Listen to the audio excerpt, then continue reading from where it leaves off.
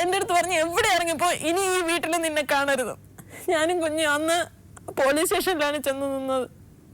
അവരാരും വന്നില്ല. അന്ന് അടിച്ചത് എനിക്ക് ഇവിടുത്തെ എല്ലിന് സ്ക്രാച്ച് ഉണ്ട്. അവിടെ ആരും ആശുപത്രി കൊണ്ടുപോയില്ല. മൂന്നാമത്തെ ദിവസം എൻ്റെ അച്ഛൻ വന്ന്, അച്ഛനും അമ്മയും അണ്ണനും കൂടെ വന്ന് എന്നെ വീട്ടിൽ എന്നെയും കൊണ്ട്.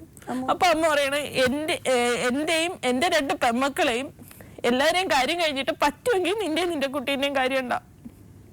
ഈ അച്ഛന്റെ കേസ് പറഞ്ഞപ്പോ നിനക്ക് നിന്റെ കുട്ടിയുടെ അച്ഛനെ കിട്ടണമെങ്കിൽ നീ എന്ത് സാഹസവും കാണിക്കണം.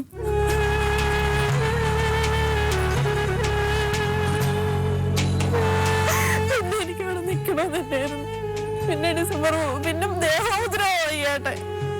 സത്യം പറഞ്ഞ ആ മനുഷ്യ ഈ വീട്ടിൽ നടക്കണ എന്റെ 70% അറിയുന്നില്ല.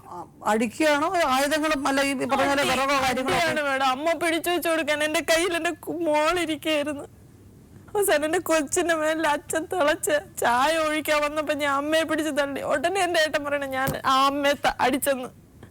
അതുകൊണ്ട് എന്നെ വീട്ടിൽ നിന്ന് അടിച്ചിറക്കി. എനിക്ക് പറഞ്ഞു തെളിയിക്കേണ്ട ഒരു കാര്യമില്ല. എനിക്ക് പറഞ്ഞു കഴിഞ്ഞാൽ തർക്കിക്കാൻ ഞാനില്ല മേഡം. കാര്യം എന്താ വെച്ച് കഴിഞ്ഞാൽ ഇത് തർക്കിച്ചിട്ട് എന്താ പറയാ പോണ്ട കേസല്ല.